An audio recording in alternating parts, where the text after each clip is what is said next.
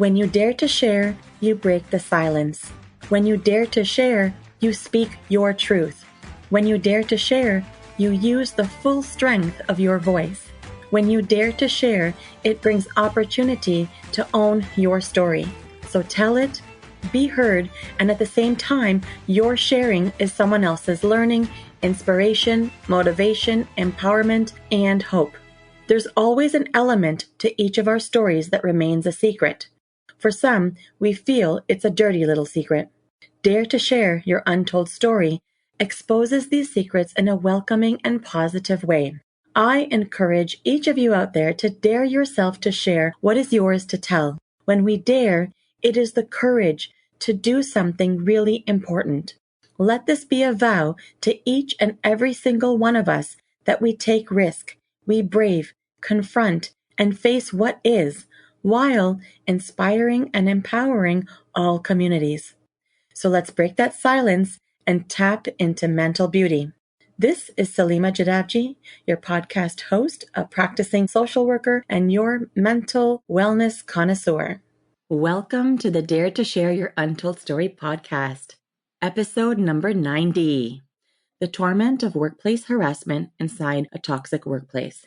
To all my fellow listeners, before we get started, I'm just dropping in a note to give you a heads up that this podcast might be emotionally triggering for you. We do invite guests onto the show who share openly about extremely difficult life moments with exposure and impact of what the struggles have been like. The intensity of each episode could have a variable impact on your emotional and mental well-being based on your own personal story. If at any point the topic becomes uncomfortable or upsetting to you in any way, please do not pressure yourself to listen. Instead, be kind to yourself, do some self-care, and perhaps give another episode a try. Today, I have the pleasure of introducing our courageous and daring guest, Stephanie Hanley. Stephanie holds a Bachelor of Science in Psychology, a Master of Social Work degree, and a graduate certificate in youth justice and interventions. Over her career thus far, she has worked with children and adolescents in education, custody, healthcare, and nonprofit organizations, while at the same time navigating her own journey with anxiety, toxic behaviors, boundary setting, and mindfulness. She is an advocate for the importance of well-being and reducing the stigma around mental health, wellness, and treatments. Stephanie currently practices social work at Dare to Heal Let's Talk, and primarily works with children, tweens, and teens. Stephanie has always had a passion for working with children, particularly those with exceptionalities, those who are at risk, and or experiencing mental health challenges. She loves to incorporate innovative and fun ways to engage with and support her young clients during their time together. Hey, Stephanie. Welcome to the Dare to Share Your Untold Story podcast. Thank you. So excited to be here. Thank you for coming on. You're a trooper, my friend. You're a trooper. What's really exciting for me is that being on the team at Dare to Heal and your willingness to be like, yeah, I'm ready to be a guest. It's really fascinating for me, but very humbling as well. So I just want to really extend my gratitude for your willingness to be here to tell your story. Ooh, thanks so much for having me. Yeah. And Stephanie, I've said this before, and I know you hear me talk about it often, but every guest experience I have, I feel truly humbled. Each person, each individual has allowed me to tap into their vulnerability and draw on their strength, from which I gain insight, and there's inspiration that happens that gets shared into the space. So it's really important that we take a stance together to continue to help break barriers of mental stigma. I agree. I think it's so important, especially now. Mental health has never been more talked about than it is now. But that's not to say that those stigmas from before don't still linger. So I'm all about anything and everything to try and break down those barriers and make, mental health, even just mental wellness, the idea more widespread and reduce some of those negative associations that inevitably follow. You're right. And we have made quite a bit of progress in society about breaking down barriers of mental stigma. And it is so true that it is so much more talked about now than it ever has before. Yet there's still so much more that needs to be delayered. And so that's truly why I continue to strive with this podcast and have people come forward. And that's what it's all about, really. This podcast is about really bringing forward those untold stories that people go through, whether it's directly about a mental health struggle or something else. And no matter what the story, there is impact on one's own mental health in some way, which remain tucked away. And so I know that you're aware of what this platform serves. It's really meant to serve in a way to break these barriers of mental stigma that have been conditioned in our society. And so today, my hopeful mission is that for both of us to continue to be a team and encourage people to share and tell what individuals typically have reservation to express. And of course, as you know, I continue to bring forward a trend called the mental beauty rethink. So I'm curious about what comes to your mind today. I'm sure you've thought about this many times in different times of working together. But what comes to mind when you hear these words, the mental beauty rethink? I think about the variance and the differences in how our minds operate, and that there's beauty in that. So I think we might have similar experiences, or we're able to relate to each other in some way, but how we can relate to each other can be different. So let's take sadness, right? You and I have both experienced sadness, but in Sure. potentially different ways. So I've experienced something maybe a different way than you have, but we've both led us to feel sadness. So even though those paths were different, we can still relate to each other and can support each other. And that is what I think is so beautiful, is the fact that there's that ability to have human connection, shared experience, and be able to relate to one another on a deeper level, even though we may have never met or our paths have never crossed. Being able to make those connections with somebody is beautiful, I think. And the way that our minds can experience different things, I think there's a lot of strength in that. Yeah. Yeah. And I really like how you're positioning it as variance. There's such variance in the minds and how we operate as humans. It might look different individually, but there's no right or wrong way. And I also really like how you're able to connect to the part about we can all have our own experiences that might not be the same, but they're all relatable. Like we can relate to each other. That also shows that there's so many possibilities to function as a human, and amplifying human energy and that connection and moving away from labels and connecting to individuality is really what I'm connecting to in your message. Yeah, I think at the end of the day, I mean, we're all human. We all have busy things, busy lives, things on our plate, but we're all human, and we all have the same fundamental emotions or experiences that may differ in how we received them, but we're all capable of feeling sadness, anger, grief, happy, whatever it is. Hopefully that leads to some empathy and compassion. Sure. And that just across the board makes the world a better place, being able to be compassionate and empathetic to others. And it's not necessarily something that takes a lot for us to do. Like I said, we're all able to feel the same emotion, and so we should be able to kind of have that compassion for others. And I see how you're tying that back into mental beauty, right? So it's like our mindset of maybe opening up with empathy and compassion can allow us to see things from a different lens. Exactly. Yeah. We often think it's kind of me against the world, but in reality, it's, we're all human. We're all on the same team, really. Trying to help each other. Amazing. That's really great insight. Thank you, Stephanie. Okay. So let's do a pulse check for interview readiness. Okay. Are we ready? I am ready. Amazing. I like how you say it so affirmingly. I am ready. That's great. Then we'll get started. All right, Stephanie, give us the newspaper headline of how you would title your untold story. How would it read? My newspaper title for my untold story would be "The Dose Makes the Poison." All right, say it one more time. The dose makes the poison. the dose makes the poison. Yes. You're going to have to touch on what that means for you, please.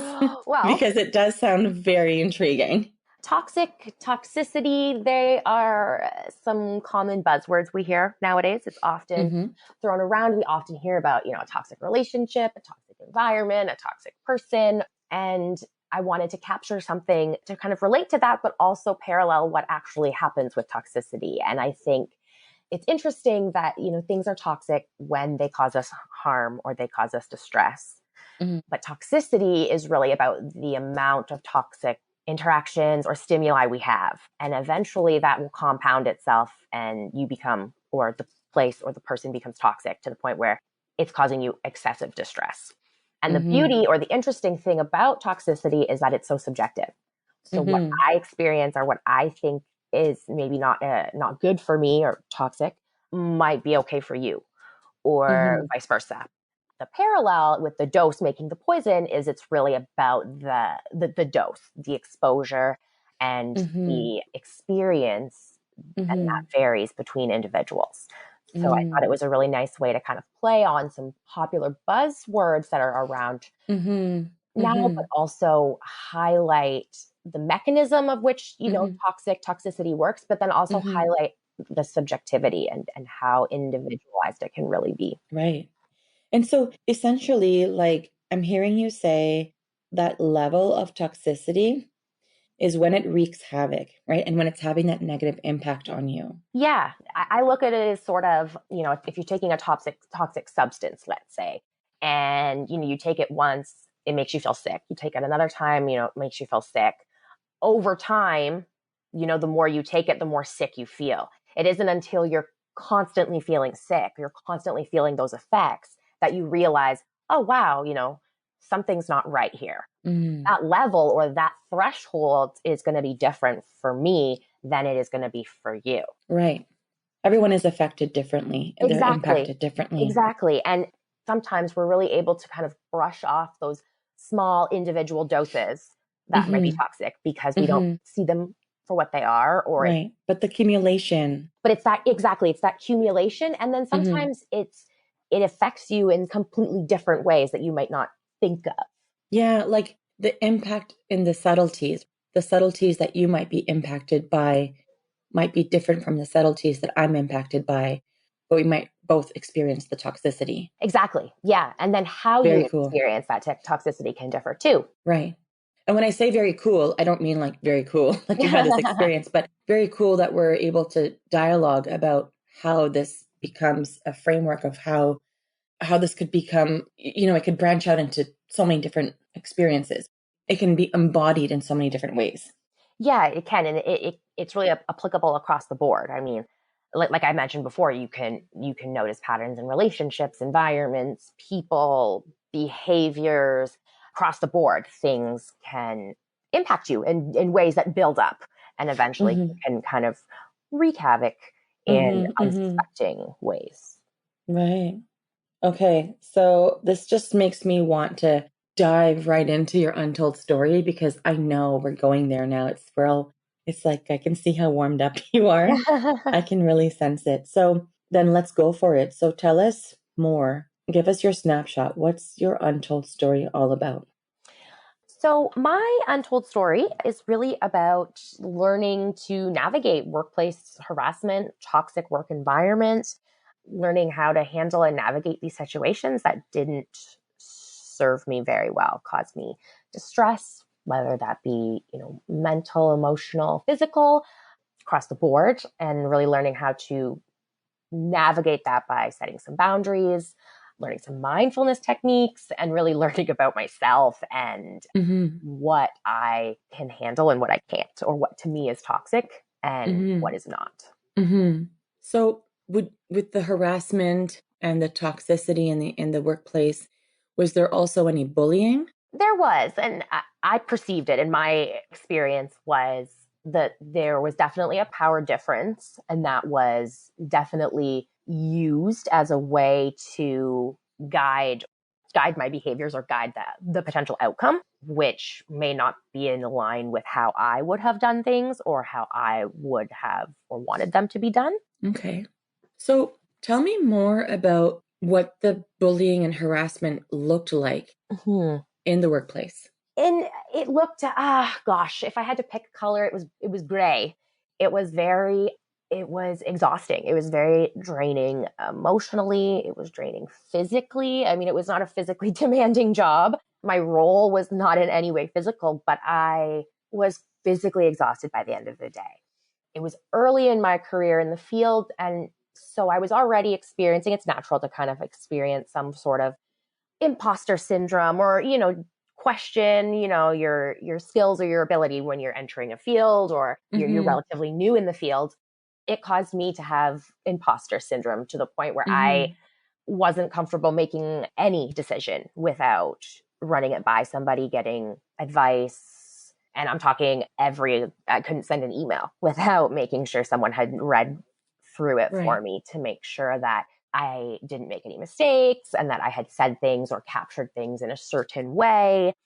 And that lasted with me. I mean, there were multiple jobs after where I didn't know if I was making the right choice, if I didn't know if I was as capable as I actually am. Right. So I'm hearing you talk a lot about the impact that this job had on you, as well as what it had on you in other jobs. But I'm still curious about, how did the bullying and harassment look like? What was your measure of toxicity? Like, what did you experience? There were times when, let's say, for example, I have a certain way of communicating. I prefer to communicate directly. I take notes. I like to refer to those notes just so I have a background in what was discussed. So we kind of have information we can go off of together. This person didn't necessarily agree with that way. Things would often be changed or... So person like your employer or a colleague or like... Yeah, a manager. Their communication style was completely different and that communication style changed. So tell me about the communication style. What was so different about it? They would just speak without necessarily remembering what was previously discussed. So things would always be changing and we don't know which route we're going to take.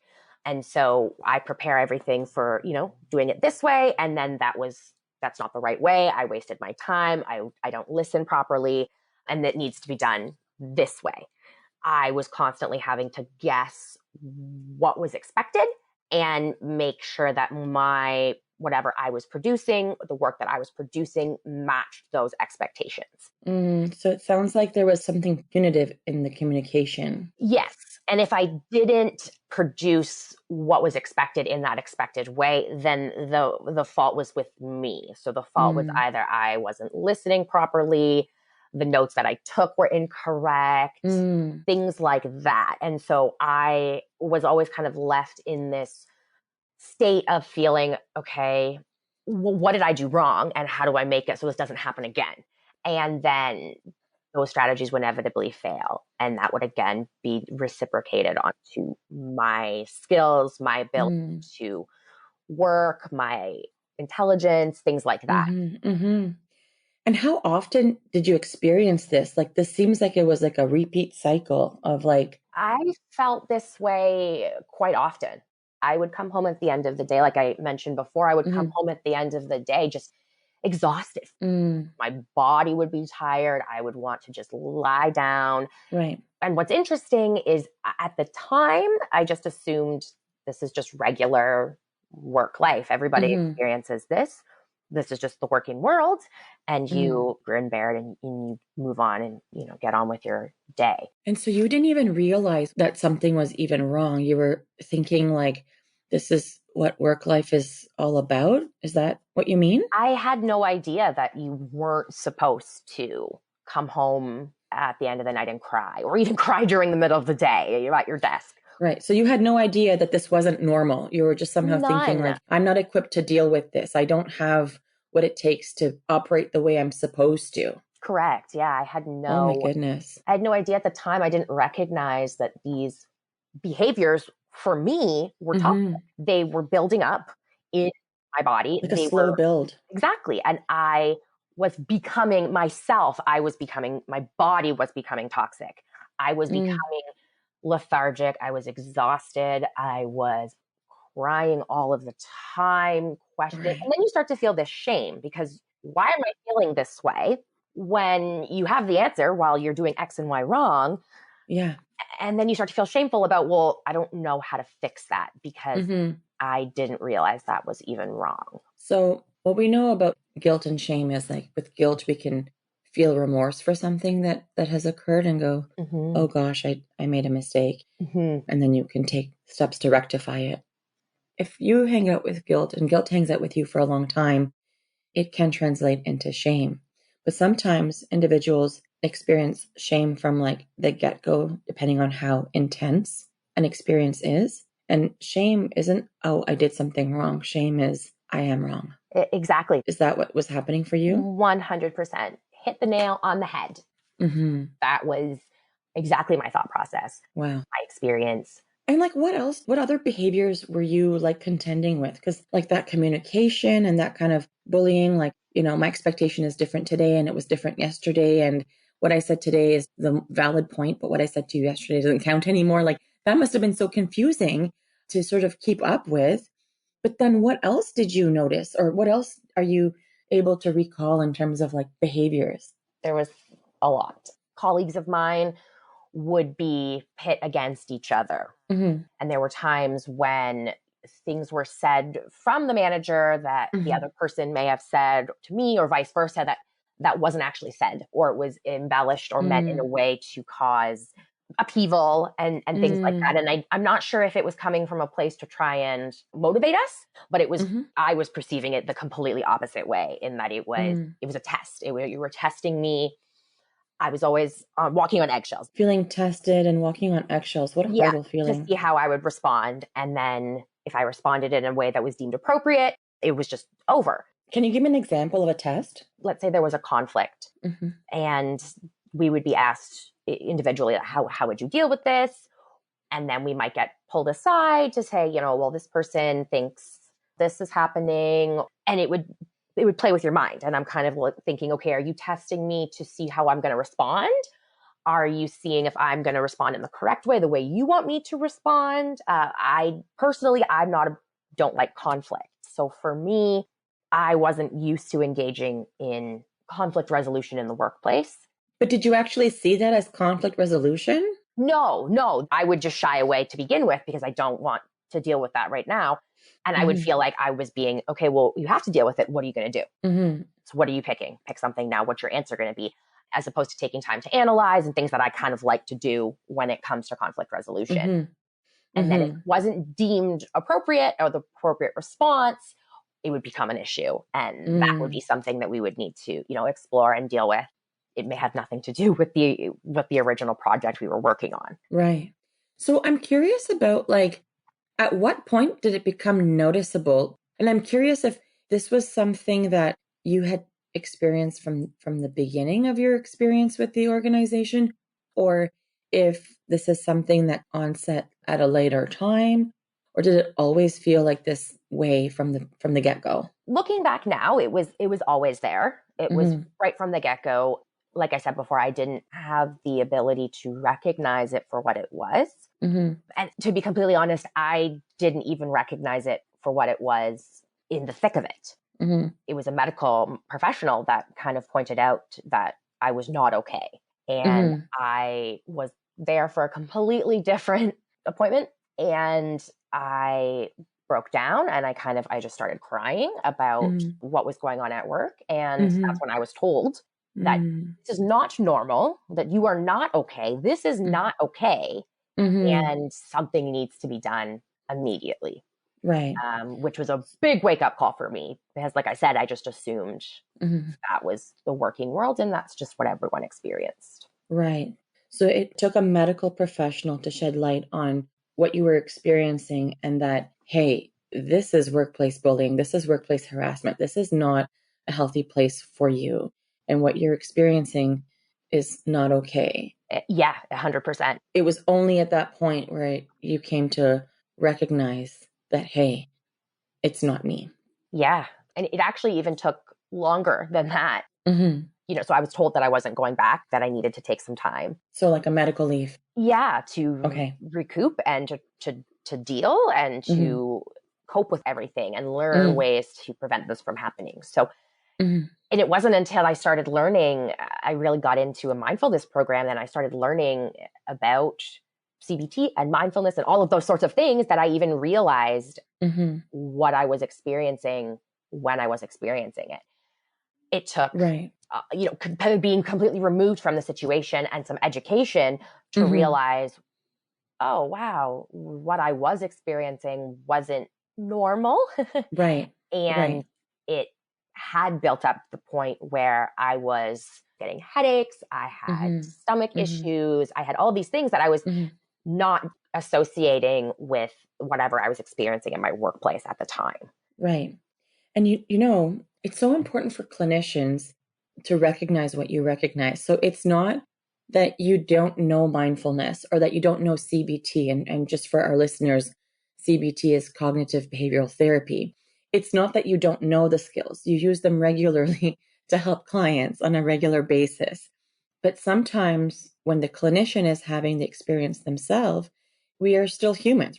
So we don't have our clinician hat on. And so it's hard to sometimes recognize the pattern within ourselves initially. But it sounds like you knew that I need to get some help and I need to sort this out, which is where your clinician part of you might have helped lead you. But then by engaging in the program and keeping your clinician hat aside, it sounds like you were able to make those connections for yourself the way you've guided your clients thus far. Yeah, it's really interesting. I've spoken to a lot of people in the field, therapists, Mm-hmm. doctors, things like that, and they all Mm-hmm. say that we, in that respective field, make the worst patients. And so I totally agree. Here I am, talking about the benefits of CBT and mindfulness and all of these things, and I'm like, I can't even recognize it in myself. Like, what? Mm-hmm. What is going Mm-hmm. on?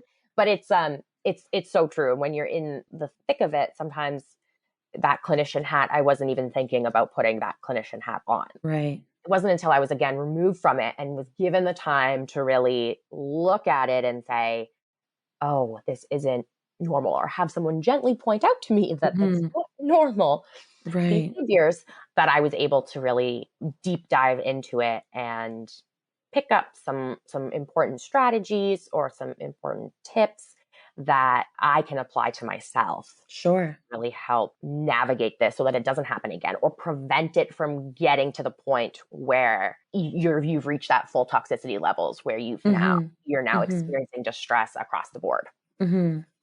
Right. And you see, like right now, sharing all of what you've shared, I mean, that's first of all, it takes a lot of bravery and courage to be able to talk about a workplace experience like that, that had such a enormous impact in a very undesirable way. But it also goes to show that with that, there must have come so much learning that you apply on a regular basis in the client setting, the client clinician setting. Yeah, there is. It's interesting being able to relate to my clients on a certain Hmm. level, being able to kind of say, yeah, like I've totally been there, and I've had to take time off too, or I've been written off, or Hmm. whatever the experience was. Hmm. But also to show them that it's a very common problem. Like I'm not immune just because I'm on Hmm. the side of the chair. I'm not immune to harassment, bullying, negative experiences in life. Or the impact to your mental well-being, right? That you're Yeah, not exactly. I'm immune. not a robot, right? Right. So I'm going to experience those things, but then it's also able to show them that you can come out the other side and that there Right. are ways to maneuver those. Exactly. So, Stephanie, when people come to see us for therapy, we've talked about this before. People tend to be in one of three places when they come to see us. Some people are getting started. They know that they want to unpack different things from their life, or they just know that this is something that they want to start incorporating to build emotional muscles and build mental resiliency. Some people are in the middle, perhaps in an acute scenario or situation in their life, and they really need some support to get to navigate those pieces.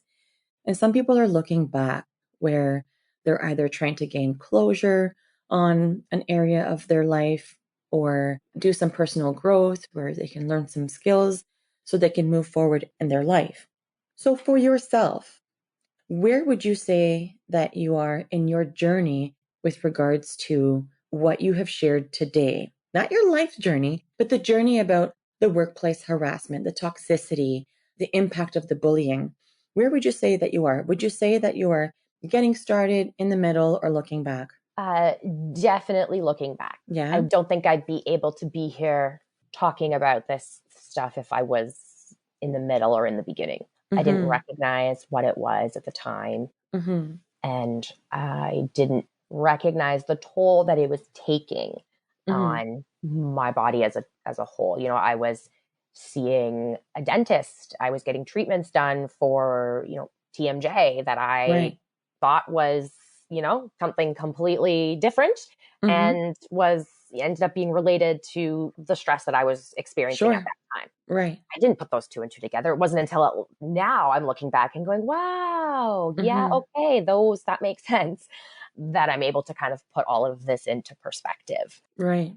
So what's been a healing signature for you on your journey for you to get to the place of looking back?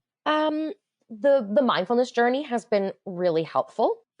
Learning to calm those fears, those anxieties that will inevitably spike when I'm being triggered, whether that be in the workplace, whether that be with a specific person.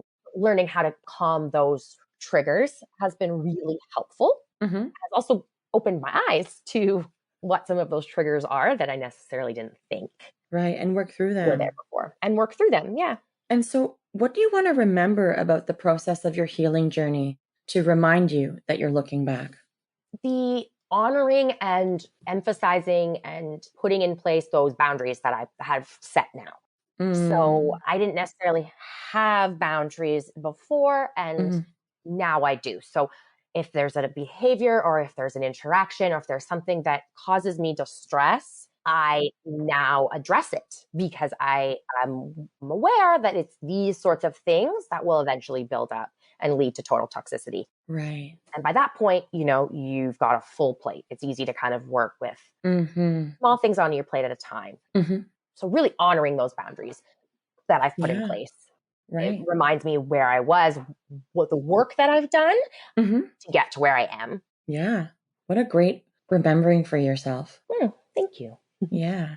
So Stephanie, you have been through quite the journey with this type of stress, right? Like the workplace bullying, the harassment, the toxicity, having to navigate those thresholds and understand them, not understand them, deal with the nuances, the subtleties.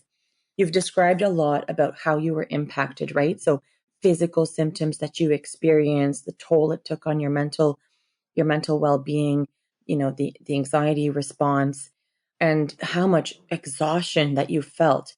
Can you share a little bit more about how your untold story affected your mental health? Like, could you zone in a little bit more? I heard you starting to talk about imposter syndrome, and like, if you can talk more about the mental health declining.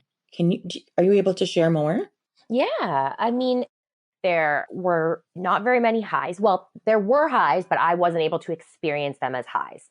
So any event, whether it be a birthday party, a family gathering, I would be so exhausted that I wouldn't, just interacting with a large group of people was draining. My confidence in myself was so low, but I was still so eager to please that I would overcompensate. I would try and push myself to the limits, past the limits, to try and please whomever I was working for or working with at the time. I had really intensive emotional outbursts. Saturday, 2 p.m, nothing would be wrong, and I would just be sobbing, crying.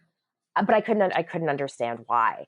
I shut out a lot of my friends. I pushed a lot of my friends away. I didn't think they would understand. I didn't think they could relate to what I was experiencing. I felt so low all the time that I didn't feel joy and things that things that used to bring me joy. I stopped or I participated in, but barely. I was there, but I wasn't. I was a body in a room, but I wasn't engaged. I wasn't mentally there. Mm-hmm. And it took a toll on my relationships. Like I said, I pushed friends away, family, because I didn't have the confidence to think that I was worthy of being helped, but Mm. also that they would even be able to. So why Right. bother bothering Right. them with my problems? Just keep it to myself. So this didn't even just affect you in how you operated in the workplace, but even in your personal life with like interpersonal dynamics and your confidence being affected in such a way where the people pleasing was skyrocketing, not connecting to the emotional outbursts that you were having and like, where's this coming from? But even isolating yourself socially. And it sounds like you were not really able to be present if you were like in a room, a body in a room, right? And Right. I can't imagine what it was like to feel not worthy of being helped. Like, it's not worthy for me to tell anyone. It's not worthy for me to express this out loud or let people know what I'm going through. That must have been such a painful time. It was very isolating. Mm-hmm. Felt very alone, even in Mm-hmm. a room full of people. Mm-hmm. And then it's that negative feedback loop. So you Mm. push your friends away, you push your loved ones away, and then you feel lonely, and you're like, wow, I really do Mm-hmm. have no friends or family, and then that negative feedback starts. You feel negative, so then you push them away even more, and Mm-hmm. then you feel that distance. So then you feel negative, and so then in response, you push them away even more. You can't see the impacts that each action is having, Mm-hmm. but they're just negatively impacting each other. Mm-hmm. Such a painful time. Physical manifestations, competing self deprecating thoughts, so many thoughts that you were consumed by, Mm-hmm. multiple emotions you were experiencing, all that mental distress. Wow. Yeah. Wow. So tell me, Stephanie, what is the key message to the listeners of our show? What do you really want them to know? I think the key message that I want our listeners to take away from this is to really pay attention to yourself, pay attention to your body. Mm-hmm. It will let you know if something is causing you distress, if it's unpleasant, if it's harmful, anything like that. Your body will let you know. And Mm-hmm. really listening to that, honoring that, and putting in some boundaries or putting in something in place to prevent that from Mm-hmm. compounding and reaching those toxicity levels. I think burnout is a precursor to this. I mean, people talk about it all the time, very nonchalantly, like, oh yeah, I'm so burnt out. Mm-hmm. That should be a big red flag for us. If we're recognizing Mm-hmm. that we're burnt out, we're already Mm-hmm. reaching those heightened levels.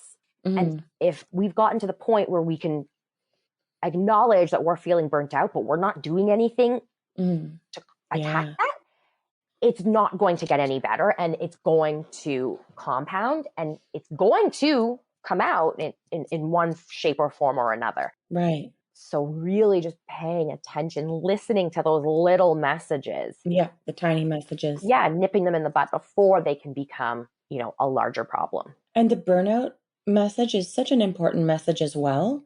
Listening to your body, paying attention to the subtleties, understanding the signals, taking the time to do that, but also the burnout, right? Like, as you said, if you're using words like I'm burnt out, then yes, that's a red flag, which means it needs to be addressed. Take action, is what I'm hearing you say. Yeah, yeah. Hmm.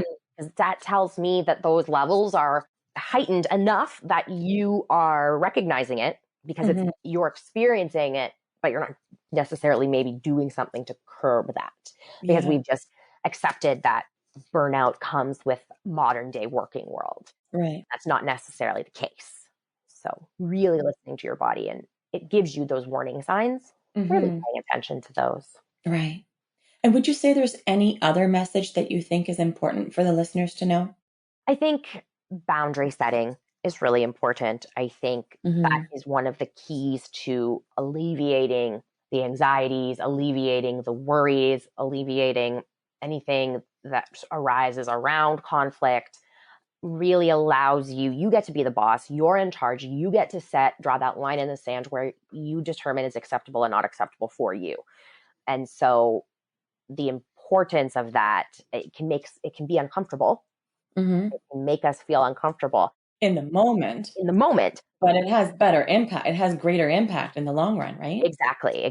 Mm-hmm. And so a little bit of uncomfortable feeling or think a temporary emotion for long-term gain. For sure. And just as like that toxicity and things like that are subjective, boundaries are subjective as well.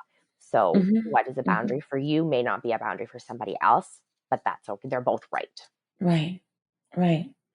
What are the lines that you're drawing in the sand, right? Mm-hmm. So, Stephanie, is there anything else about your untold story that you haven't shared with us that you'd like to share, or lesson wise, any important lesson that you've gained that you think would be important to talk about today? Um, One last message I think that is important is that to recognize that, and I felt to it as well, that our working world should not be filled with strife and copious amounts of stress and unpleasantries. We've kind of accepted, or we've kind of come to, as a society, we've come to accept that that's just the way the working world is. You want to have a job, you're going to have to put up with X, Y, and Z. You want to be competitive in today's market, you need to do this and put up with this and work X amount of hours or things like that. We've conditioned ourselves to adapt to our working world instead of adapting our working world to us. And Mm-hmm. so I think that while there are going to be stressful events in across the board, in work world and relationship world and family world, but we shouldn't be accepting the societal notion that if you don't experience copious amounts of stress at work, you're not doing it right, or that it Right. comes part and parcel with having a job. Right. I mean, I would like to just respond to that message and that lesson. I want to just clarify something. So, nobody wants to experience copious amounts of stress, and nor should anyone experience copious amounts of stress or strife and hardship like you experienced in your sharing of your story today.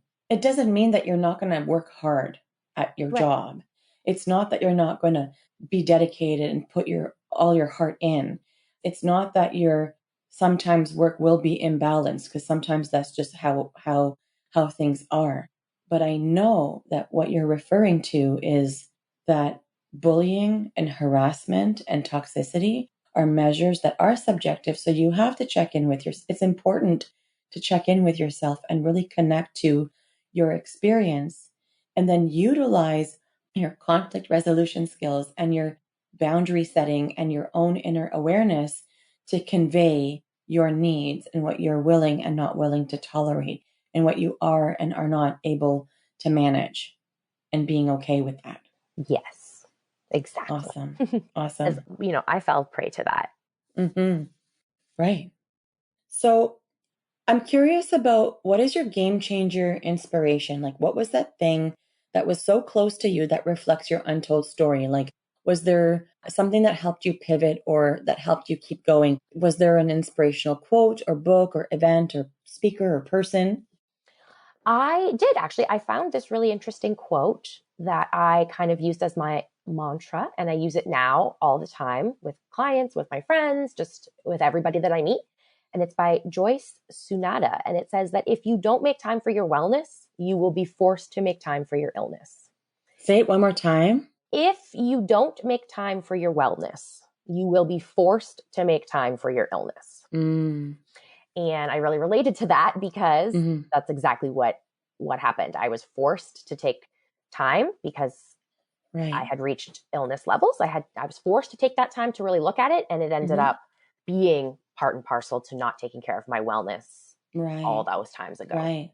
It is such a powerful quote. I love it. I use it still to this day. That's great.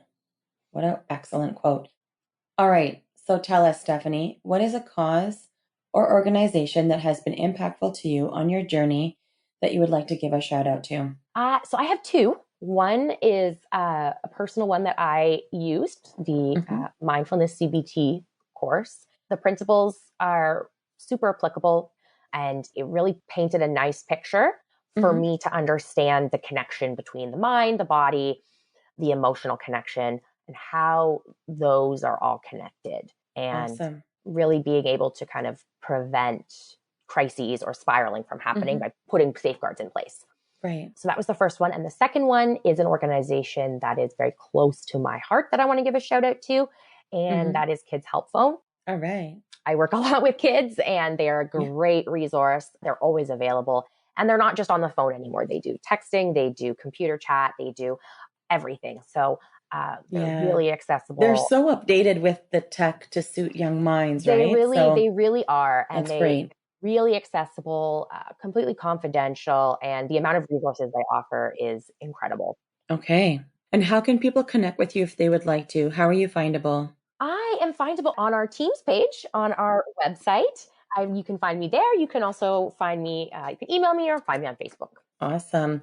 Yep. And we have all your stuff, obviously. So people will be able to find ways to click and find you for sure. So, Stephanie, guess what? What? The time has come for me to tell you that you have just dared yourself to share. Yay! Congratulations. Take a breath. Yeah, that's it. And while you continue to breathe, Stephanie, I would just like to take a moment to express my gratitude for the deep story shared in this space today. First of all, you were so brave to share such a personal and intimate experience, allowing yourself to be exposed with your professional workplace encounters, what you went through, what you tolerated, how you coped, and how you managed to connect to your inner knowing and come out the other side. This is such an essential story to share and to be heard, as it will encourage others to recognize their own journey of unjust workplace matters. I am truly grateful to have been able to hear and witness your story today. So thank you for the deep conversation and for all the daring and sharing. Thank you so much for having me. It was a blast. Amazing. And once again, Stephanie, thank you for being part of Dare to Share Your Untold Story and helping to be a voice in breaking down the barriers of mental stigma.